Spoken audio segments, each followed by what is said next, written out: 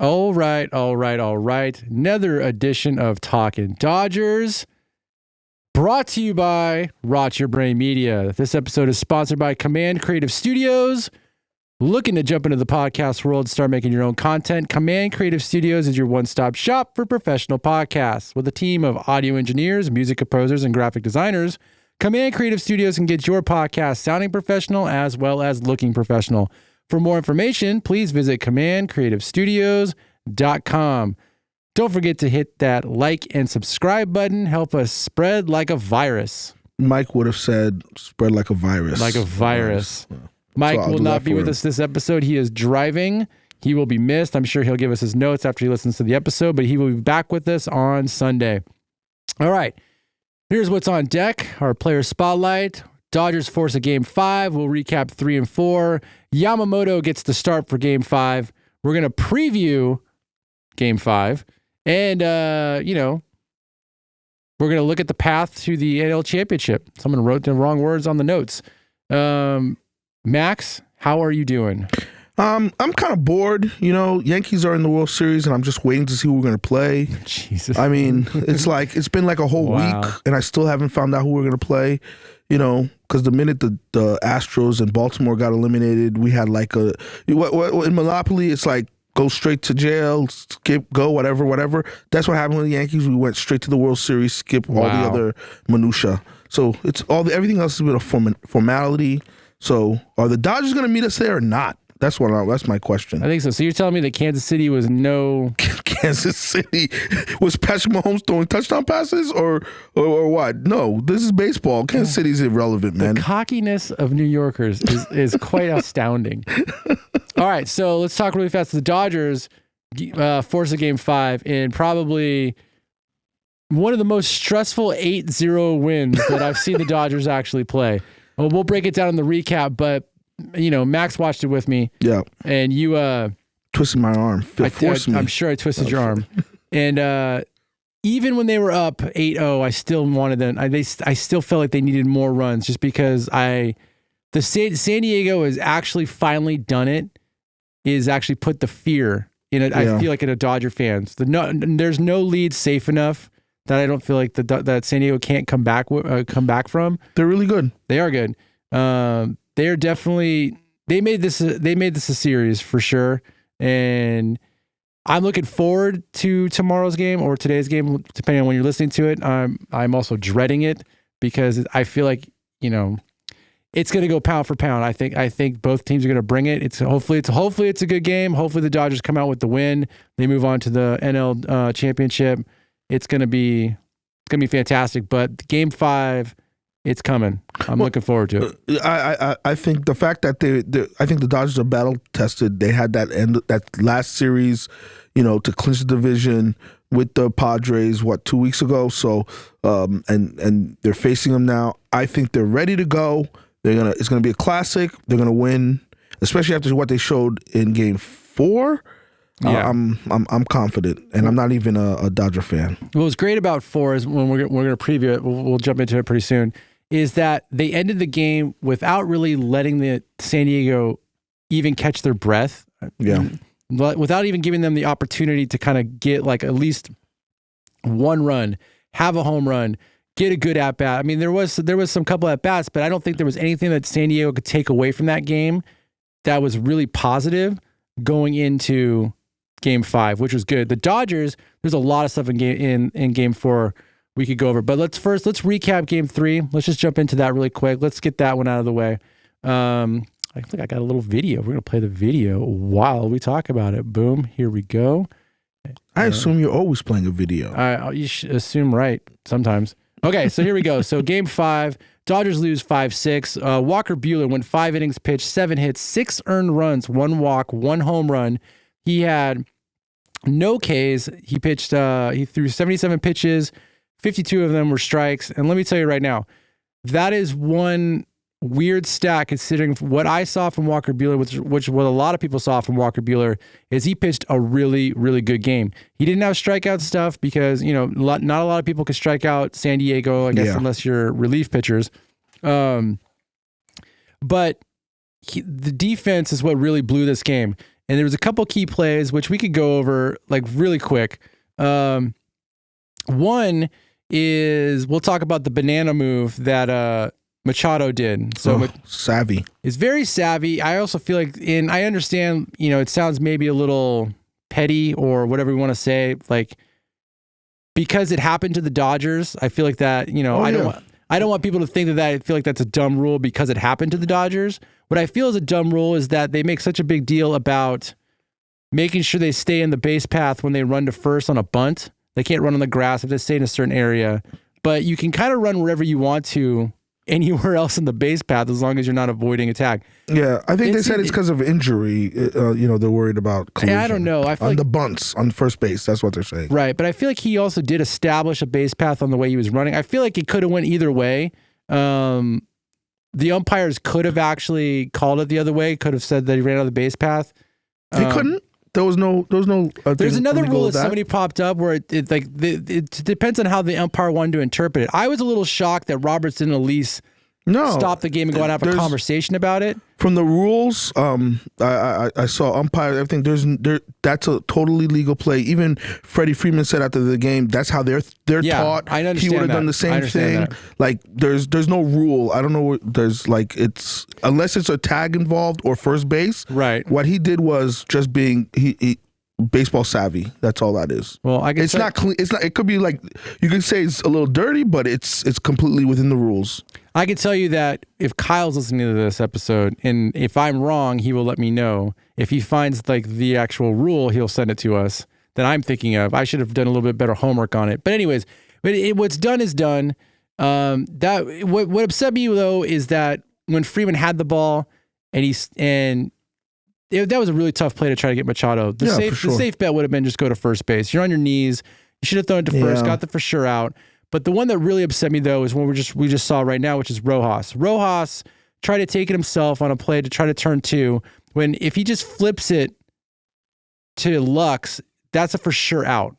Not to mention if he flipped it to Lux, he probably would have gotten two. Because it was really even that was really close to get Bogarts. They would have gotten two outs right there. Regardless, if he just does the flip, if he just does he hesitated like every he didn't single know thing what that he happens after that doesn't happen. If you think about it, there's a pop up that happens after that.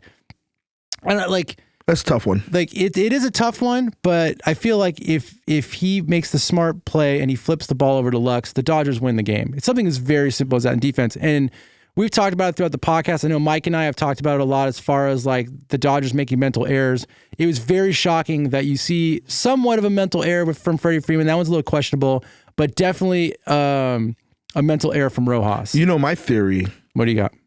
At the Mets Milwaukee elimination game, right? The final out of that series was a double play by Francisco Lindor, and rather than flipping it to the second baseman, he sprinted, it was a touched play. The bag, and he fired off.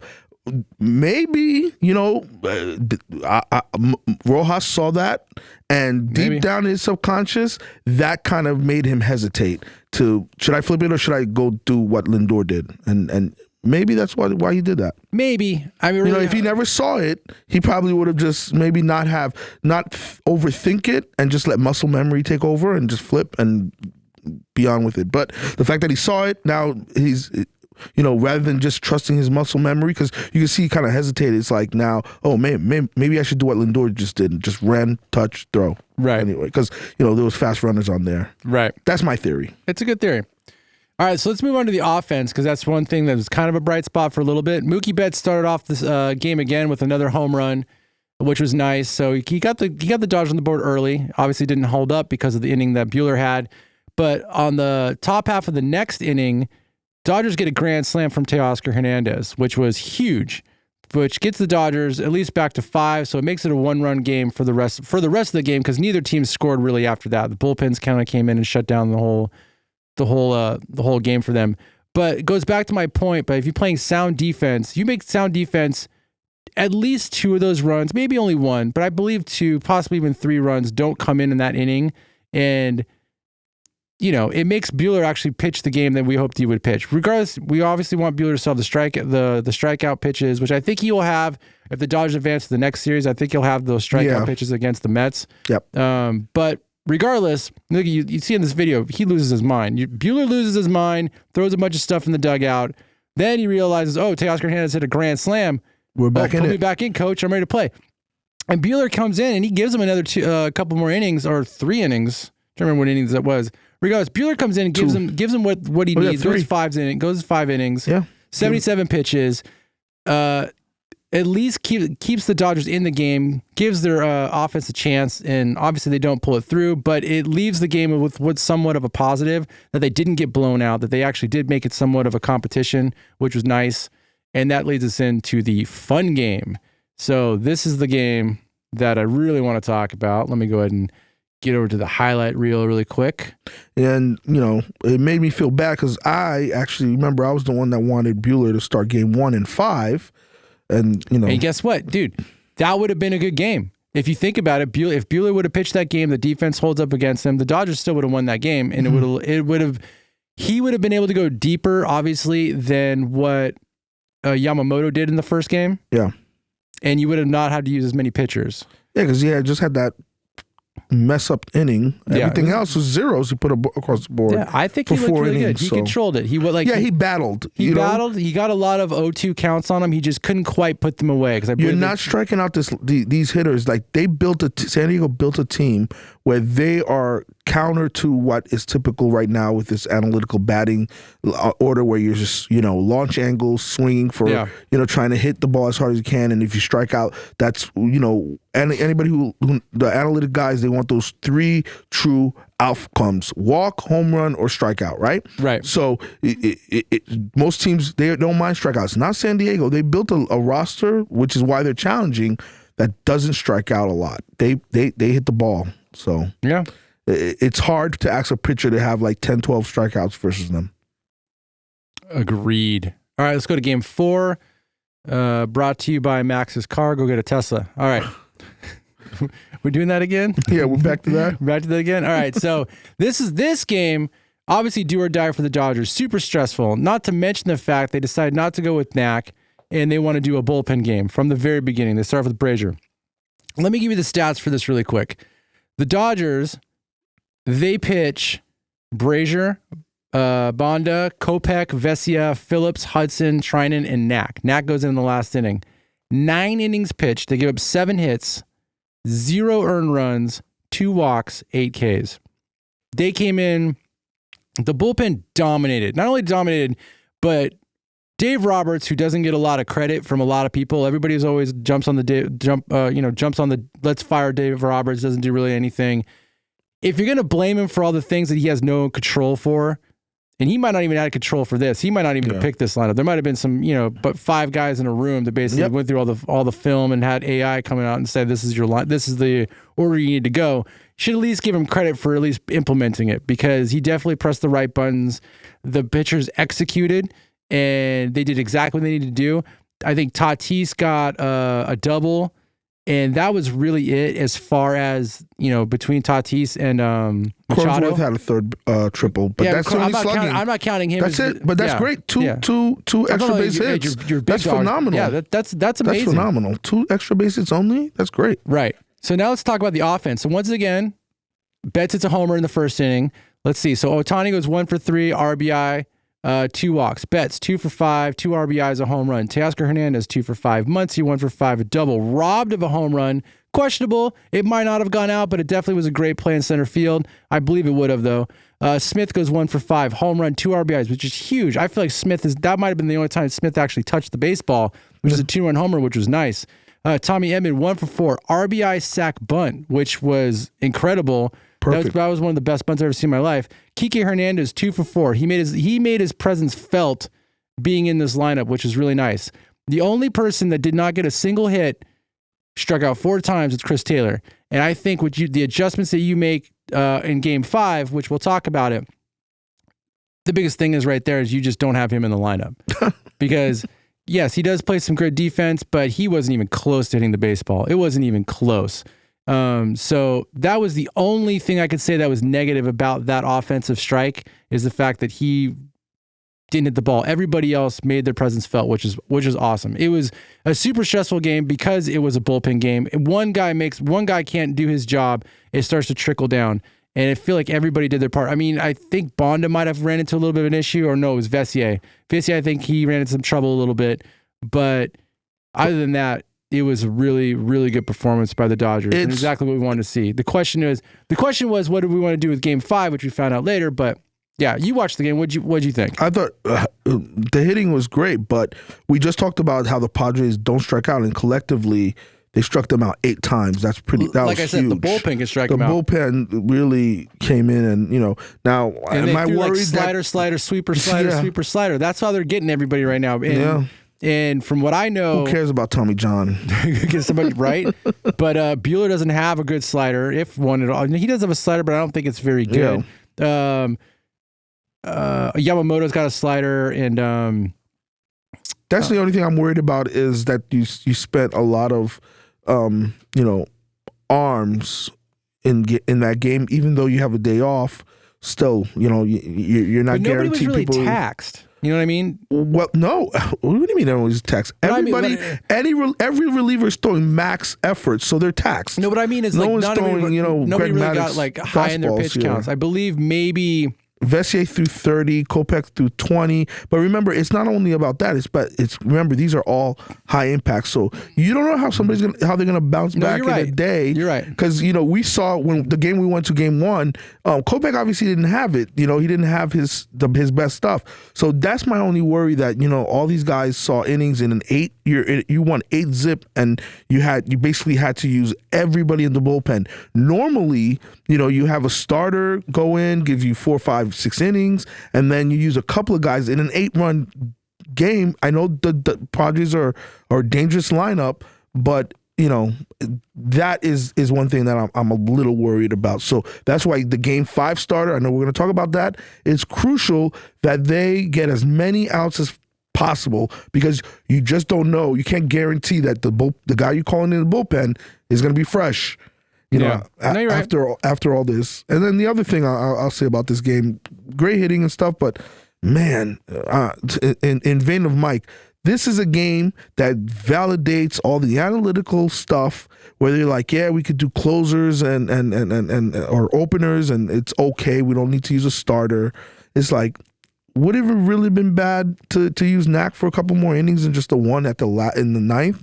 So I have a theory this just justifies all of everybody who watched that game in the analytical world. Like, see, that's why we do it. That's why we do it. I have a theory on Knack. I got a theory on that Knack thing. Yeah, we'll talk about that when we go preview Game 5.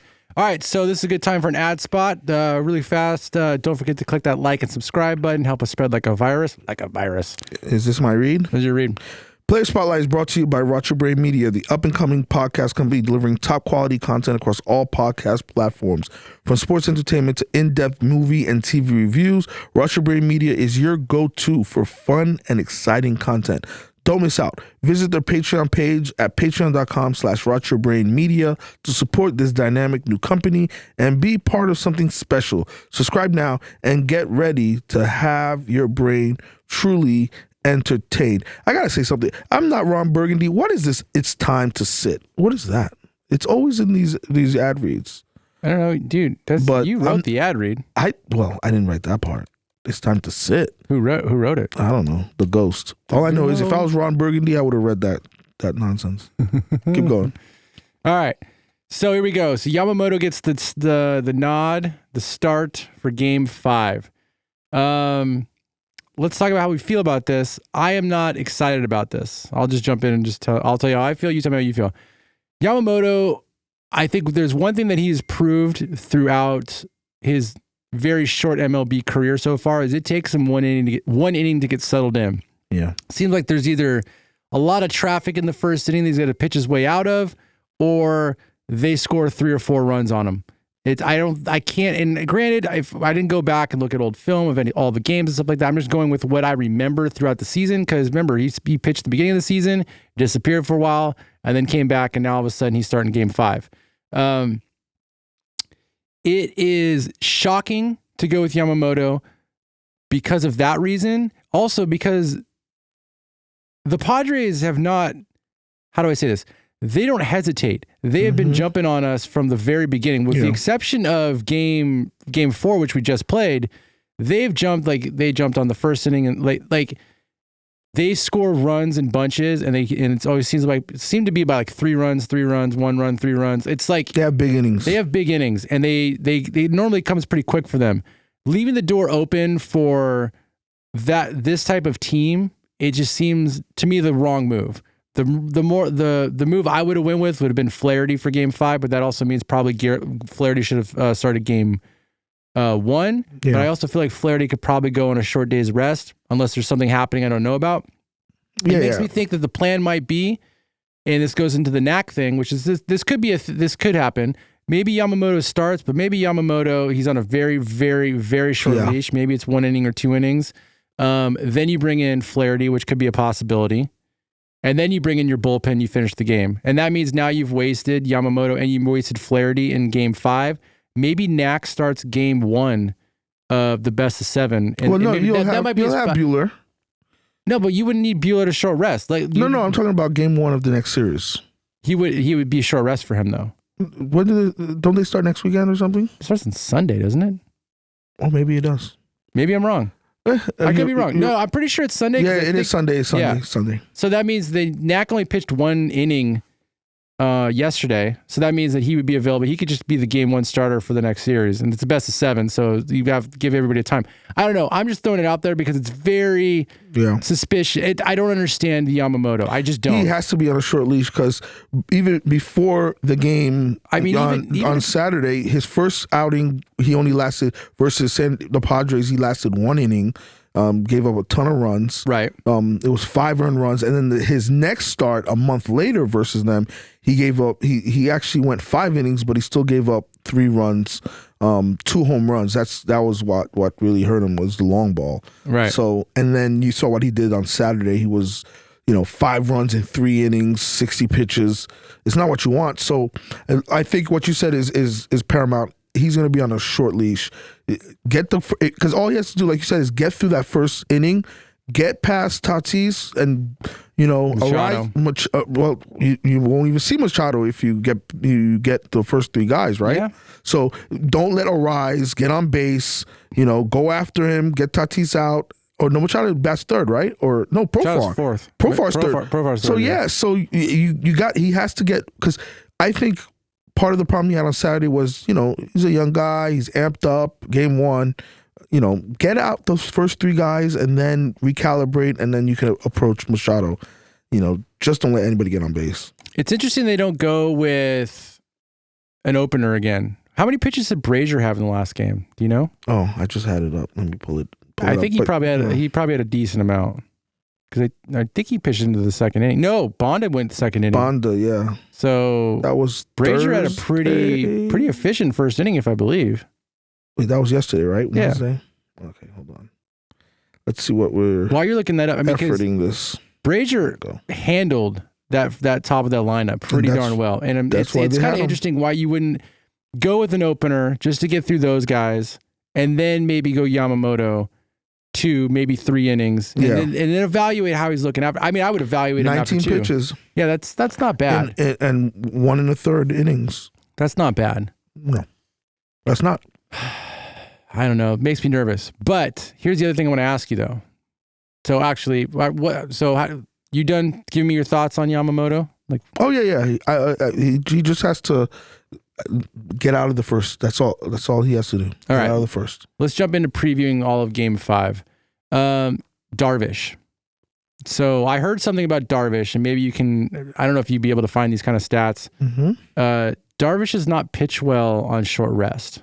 Okay. Because this is a short rest for him. This is only 4 days instead of 5. His normal 5. And I heard his ERA balloons. Now maybe you can. Confirm that. Can please confirm or that? Deny that? Because he handled the Dodgers. I mean, he pitched really well against the Dodgers. The Dodgers did get their hits, though. They did get hits. The San Diego, we have to give them credit. They have played amazing defense throughout this entire series, with the exception of the air Machado did in the first game, where the ball kind of sailed over. I don't remember who was actually playing first at the time. I do not think it was Arias, but I mean, he does some stuff, or balls thrown in the dirt, but for the most part, the San Diego's played solid defense, better defense than the Dodgers. So they did have their hits. They made their plays. it wasn't like Darvish was unhittable. He only struck out 3. They weren't making contact. I guarantee it was a lot of soft contact. But I believe the Dodgers have gotten to him before, and I think they're riding a high stick. I think they're riding a high that I think they can move into to Game 5 and hopefully take advantage of Darvish. What do you got? I completely agree. You already know my whole thing was in the past trauma the Dodgers have faced, I think was mainly because they locked up the division so early. They went into cruise control the last month of the season, and that kind of throws people's, I don't want to say, effort, but their timing and their focus a little bit off, right? Because baseball is you got to kind of focus and stuff like that, right? So, but the fact that they were playing till the end really helped out. And you can already see the bats have woken up in this series against relatively good pitching. Like the Padres are not a slouch. They have really solid starters and a really good bullpen. And the Dodgers have been hitting it. So I'm not afraid of you, Darvish. I don't think their bullpen's as deep as the Dodgers. Like they have a good bullpen. But they have a couple of guys. They got a couple of guys. They got 3 or 4 guys that are dominant. But if they have to go. If they get to Darvish early, they knock him out. You get some of those softer guys in there. Was what the Dodgers did. I think good things will happen. Yeah. All right. So one of the other things. Wait, did you find his ERA on short rest? Or are you still looking? No. He's had a couple of shady, suspect, but they're not worried about him. I mean, the big glaring one was, he went short rest against the Astros. For you guys, yeah, but that doesn't count. We can't talk about the Astros. That doesn't count. All right, cheating, well, maybe the rumor I heard is true. No, well, it is a thing. There's some articles about it, and the Padres they're confident, even though there's a misplaced narrative about him on short rest. Yeah, but you can't. Like I have to dive in deeper. What are the Padres supposed to say? We're not confident. Of course, they're gonna say. They gotta say they're confident because, dude, Hugh Darvish can read, man. People will tell them what they said. They're not confident with me. Yeah, but those guys. Game 5, everybody who's able to pitch is available. Everybody's available. Yeah, you got to pitch like it's the last game of your life. Available, yeah. Everybody everyone for the Dodgers that pitched last game, they're available. Everyone for the San Diego is available. It's going to be a full out brawl, and hopefully it's, look, if it's going to be one-sided throughout the entire game, I hope it's one-sided for the Dodgers. If it's not, and it's a full out brawl, hopefully the Dodgers come out with the win. That's the goal. We like making content. So here's one thing. Roberts came out and said he thinks that Freddie Freeman's going to start the 5th game. So if that's true, if that's the case, which I'm kind of like hesitant back and forth if you want him to or not, just because it seems like his defense could be a liability. But if he does start, I think obviously you'll see Max Muncy go back to 3rd. And I think you'll just see Kike go to center field. If he doesn't start, obviously you'll see Muncy stay at 1st. You'll see Kike at 3rd. And I do believe they'll put Paez in center field this time and not mess with, unless they're okay with the strikeouts by Chris Taylor, because they think he does play a better defense than Paez. But I don't think they do, because when they brought Paez in for defensive purposes, they put Paez in center field and they put Chris Taylor in left when they took out Teoscar Hernandez. Yep. So if they already don't even think he's a better center fielder than Paez, in my opinion, there's no reason to have him pitch. Or I'm sorry, there's no reason to have him play. I think they should just put Paez in center field, have him bat last. Maybe he falls into one. He's at least making contact. He's at least fouling the ball off. Like Chris Taylor looked terrible last game. Maybe it's the rust because he's been sitting there the entire time. I'll tell you this. Ideally, you don't want any of those guys batting in any crucial moment. You want to be ahead, and you put those guys in for defensive purposes. Yeah, I agree with that. And I know when I was at your house, we were talking about, Game 5, Game 7 in baseball. Sometimes it's like the most random player that comes up, with a clutch hit you didn't expect. You know what I mean? Wow. So it's sometimes it's not even your star. But with that said, I'm still one. I want my stars to be at bat in critical moments. I don't want to trust Paez or Taylor or anybody like that. Right. Can you find me another stat really quick? What you looking for? What is Lux batting this series? Oh, okay. Lux has actually been pretty good. Yeah. He is batting .333. Nice. .353 on base percentage, and he's slugging .533. He him, Hernández, and Betts. And Betts are fire right now. Got to give Betts props. Yeah. Betts has turned it on significantly. Slugging 667. Significantly. Yeah. And let's not forget, game 2, he was robbed of a homer. He could actually, that would have been, he could actually have 3 home runs in this series right now. Yep. So I feel very good about that. And Yamamoto, you know who I feel good? You just said it. Yamamoto. He's been a little quiet. I think he's going to show out tomorrow. You're talking about Shohei? Of course. Didn't you say Ohtani? No, I was gonna say Yamamoto, but then you jumped in and. Oh, I thought you said Ohtani. No, you know what? I should say Ohtani. Ohtani, he's been quiet. He's been quiet. He did get a big RBI last game to kind of set the tone a little bit. But look, this is the time, man. You gotta buckle down. This is the time the Dodgers show up and they basically they go after Darvish. They put the Padres in their spot. I cannot handle. I don't want to be able to handle or to be able to digest or whatever. I don't want to lose the Padres.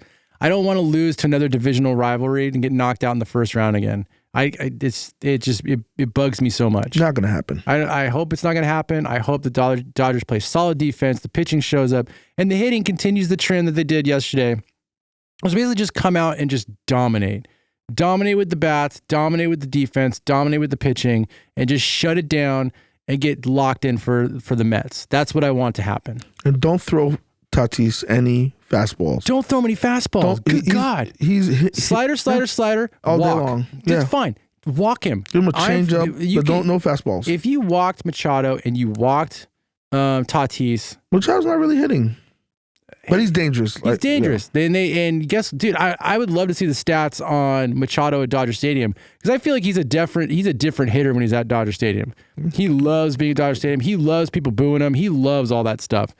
These guys thrive on chaos. They thrive on hatred. That's what they band together on a common goal, which is to hate the Dodgers and hate the fan base.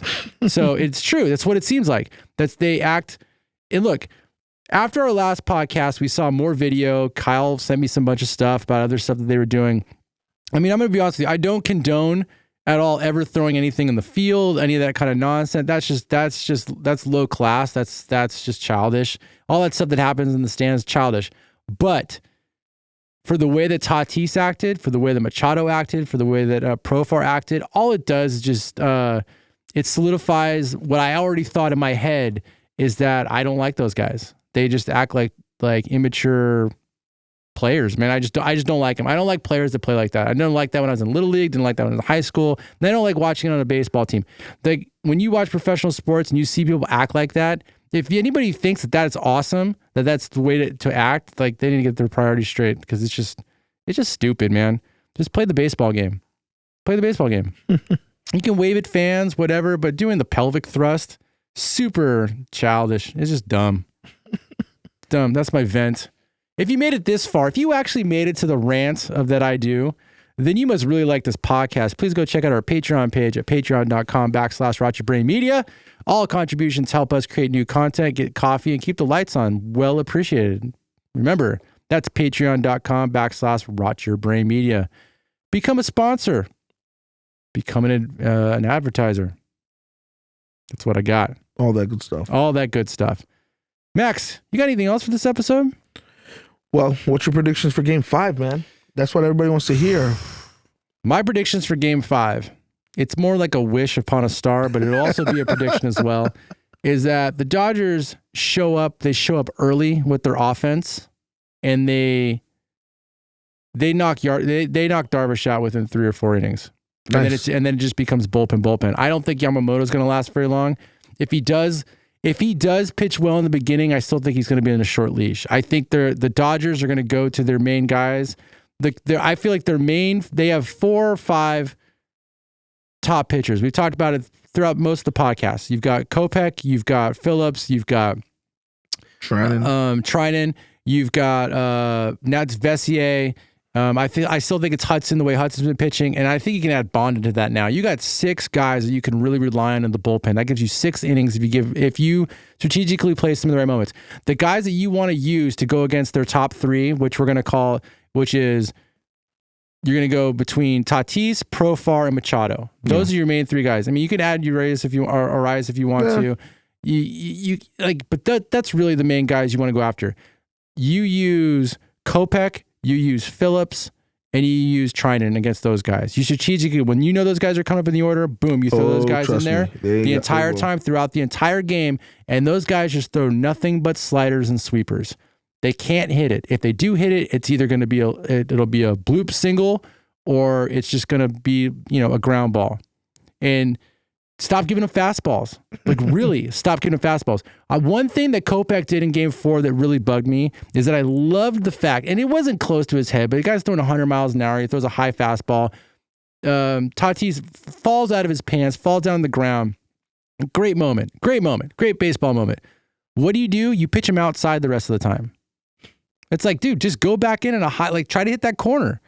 He's going to be establish the inside. Establish the inside. Go for it. Granted, but if you miss there, it's in left field. If you're going to knock him down, go for it. But I think Tatis ends up hitting a fastball, like a low and away fastball, where it's like, dude, throw your slider, man. Either you throw him a high heat or throw him a slider. And, Tatis is a very strong guy. I think he hit it center field, I believe. Got to end up getting a double for it. He didn't score, but at the same time, it's like you went after him. You showed him your power. You should have finished with that, high inside. You walk him. Yep. He gets on base. But I'd rather that guy's walking than hitting doubles and home runs, to be honest with you. 100%. And the same thing with Machado. I think if you control those two guys, the rest of the team can't beat you. Their team is deep. Don't get me wrong. Their team is deep. You look at that lineup now, from the top to the bottom. You feel like everybody can hit. They're legit. Peralta's been hitting well. Cronenworth, I think he might have started hitting the ball recently. I don't think he started off, but he's a threat. He's always been a threat against the Dodgers. We went from, Arias, obviously Tatis. You got Profar. You've got Machado. You've got the rookie center fielder. Jackson Merrill. I kind of like that guy. Found a Padre I like. They can hit. They can hit the baseball throughout. Like their lineup's deep. I still think the Dodgers lineup is deeper. I think the Dodgers are still a bigger threat. So they got to show it. They got one game left in the series. What's the score? Dodgers 7, Padres 2. Oh, 7-2. Nice. And that is contradicting my theory of Yamamoto that I like. I think he's on a short. I think if he ends up starting the game and they do not have an opener, I think once he starts pitching, there's already somebody warming up. I really do. And that could be knack. And this is what sucks. And I feel like I'm going maybe a little longer than I should go with this whole thing. And man, I hope I'm wrong. I hope that I'm wrong feeling this way. And I'm at a point now where I have more confidence in Landon Knack than I do Yoshinobu Yamamoto right now. Seriously? I do. Talk about a hot take. It's a hot take. Look, Knack looked really good in his one inning. It was a ninth inning. They were defeated. It was a ninth inning. I get it, but Knack has looked pretty good his last couple starts. He doesn't look shaky in the beginning the way Yamamoto does. It doesn't seem like it takes a while to get locked in. It seems like he just can't last that long. Okay. It seems like after 4 innings he starts to fade really quick. But he starts off really strong. No, I'm not gonna kill you over it. I mean, it does. I could be wrong. No, it's not. It's justifiable. I'm not gonna kill you over it, man. Yamamoto hasn't pitched 3 times he's faced San Diego, and he hasn't looked pretty good. So it's warranted. Look at this. I'm gonna throw this up here again. Look at this. This is just. I hate looking at it, but I'm gonna look at it right now. All I know is, while you're setting that up, earned run average right now in the postseason. Granted, it's one game. It's 1 game, 3 innings. 3 innings, but it's a 15.00 ERA, 5 hits allowed. He only had 1 strikeout, 2 walks. It's okay. That ain't good, man. I know. And he didn't. The 2 starts against him during the regular season weren't ideal either, but they were early. Let's see what he does. Let's see him focus and again, just don't let dare anybody else to beat you, but not Tatis and Machado. Don't give him anything to hit. Don't give him anything to hit. If you walk him, you walk him.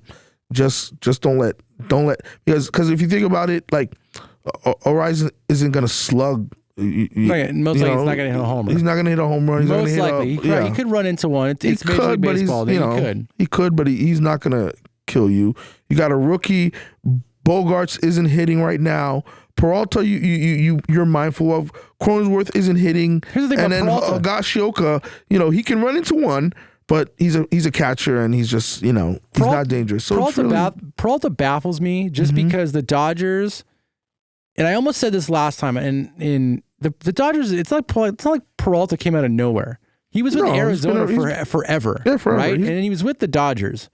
Everybody that's watched Peralta, that has seen Peralta, can see where he can't hit the baseball. And the Dodgers should definitely know that, considering they've not only played against him for so long, he was in their organization. So you'd think they'd have the greatest stats on him to go, this is where you pitch him. And but that's where I get confused sometimes with the pitch sequencing, because I feel like maybe Will Smith doesn't do his homework as much as Austin Barnes. But I will say this. I understand why Will Smith is back there, because if Austin Barnes is back there, San Diego would be running on him all day. They wouldn't catch any runner. It's an automatic runner on second base. And it's also zero at the bat, at the plate.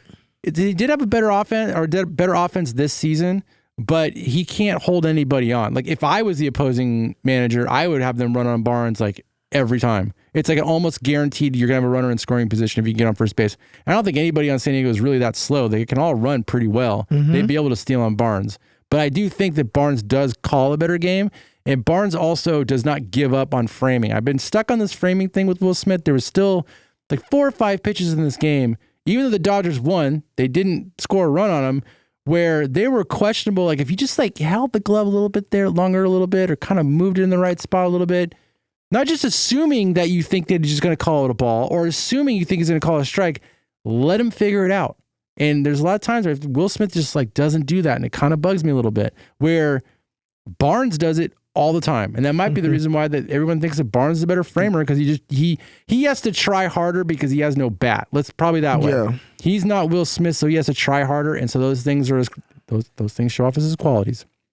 Cool. Whew. I'm getting winded here. All right. You good? Yeah. All right. Mike, you were missed. We will get you on the next episode for sure. I want to thank everybody for listening to Talkin' Dodgers, your #1 fan podcast service. Don't forget, we're also on YouTube, so if you like seeing our pretty faces, go check out our YouTube page, Rot Your Brain Media. What is it again? I should write this down. You had it. Okay. It's all on the bottom of these stuff. Next episode is on Sunday, and it's going to be hopefully a very good one. Let's just say that. That'll be game 1. That would be game 1. Maybe, yeah, I gotta stick with the Sunday thing. I got a lot of recording I gotta do.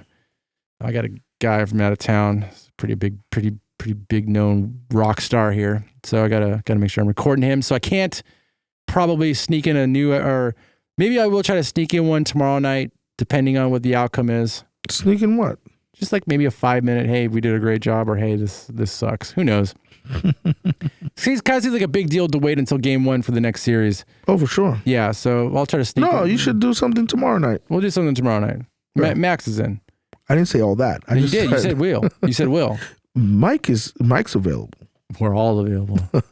We have Discord. We can all get in the same room. That's true. All right. Thank you so much for listening to Talkin' Dodgers, your #1 fan podcast. Check out our Patreon page at patreon.com/RogerBrainMedia. All your contributions help us create new content, create stuff that hopefully you enjoy. It helps us keep the lights on, drink a cup of coffee. If you like what you're listening to, also, please let your neighbor know, your dog walker, your mortal enemy, anybody. Help us spread like a virus. It's really appreciated.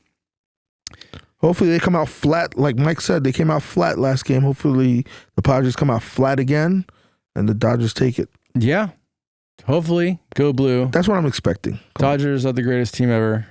Come on, some more enthusiasm. Say it, Max. Say it. Be more enthusiasm for this Dodger win tomorrow night. They got it. There you go. Dodgers got it. Yes, all right, sir. We'll catch you on the flip side. Bye-bye.